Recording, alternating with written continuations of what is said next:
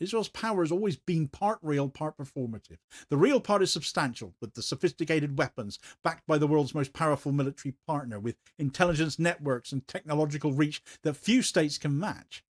But the performative part, the idea that Israel always wins, is just as important, and that performative part is falling apart. Barak didn't cause the collapse, he simply named it, he pointed it out. So you can see why Israeli officials would be furious.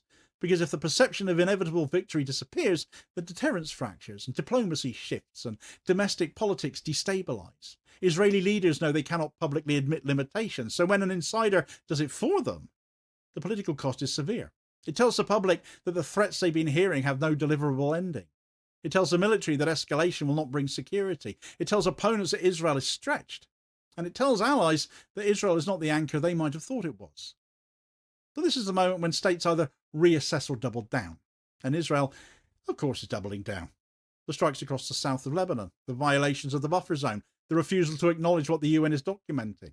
These are the actions of a state that cannot afford to appear constrained, even as the world begins to see the constraints clearly. It's a political theatre performed with live ammunition, and the risk is enormous. Because if Israel cannot defeat Hezbollah, but continues to act as though it can, it moves closer to a conflict it cannot win. And a conflict Israel cannot win is not simply a military failure, it's an existential political rupture. Israel has no path to eliminate Hezbollah. It has no path to force disarmament. It has no path to reconstruct Lebanon's politics through military means in a way it sees fit. And it has no path to restore deterrence through continued low-intensity strikes. The strategy's broken.